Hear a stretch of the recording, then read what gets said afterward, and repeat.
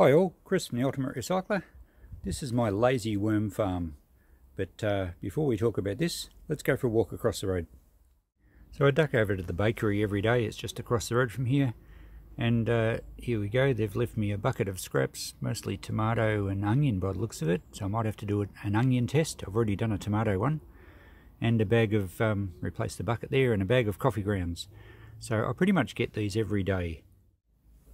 And here's last few days. I haven't got to the coffee grounds yet, but this bucket that we just picked up, we'll tip that out here and just see what's in it. Lots of tomatoes. I've already done a tomato test. Yeah, so there's not a lot of onions, but if I can scrape up enough of them, because there's some in here from the other day, I'll do an onion test. But anyway, this stuff just keeps coming in. I don't like to say no to any. And the coffee grounds, as you can see, every day, and I manage to find spots for them all. When I don't, or when I'm short on time, I'll show you what I do. So here we go. I'll introduce you to my lazy worm farm. I have a couple of these around the place. This one is just made from galvanized corrugated iron, bottom half of a small water tank. There's no bottom in it, it's sitting straight on the ground, and there's a couple of mats over the top to keep it damp. And when I say lazy worm farm, pretty much this is just where I tip any excess that I don't have time to process, and you don't get much easier than that. Pretty much put it in and forget it. And what I'm going to show you here is that with no work at all and no consideration to pH levels or oxygen or too much moisture in your worm farm or anything like that, you can still generate some really good worm castings for your soil, and there's no wastage. Sure, it doesn't happen as neatly as a proper worm farm, but it's a good way to just deal with any excess you don't have time to handle. So we'll have a look under these mats and see what's going on.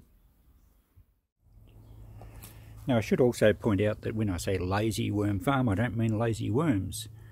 These little buggers are working their tails off. Now the whole idea, as I've mentioned with this bin, is when I don't have time, I don't mulch the stuff, I don't prepare it in any way. If it's a half a bucket left over, or I've been away for a few days, I just tip them in here and forget them. If it heats up a bit because of a bit too much nitrogen rich stuff in one spot, who cares? The worms just move away, and they come back when it's ready.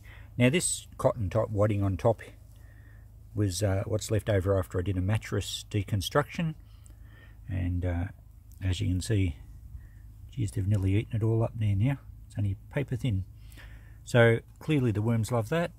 There was quite a lot in here, as you can see, and they're chomping their way through it.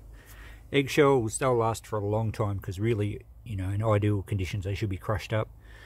The avocado shells are going to take a long time to disappear, but look at the little slaters in there. There's heaps of springtails.